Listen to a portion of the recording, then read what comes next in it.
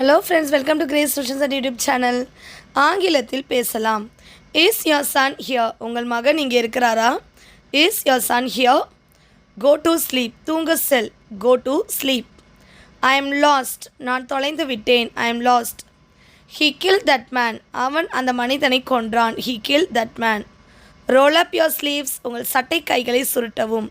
Roll up your sleeves. Nobody has let me study. என்னை யாரும் படிக்க விடலை.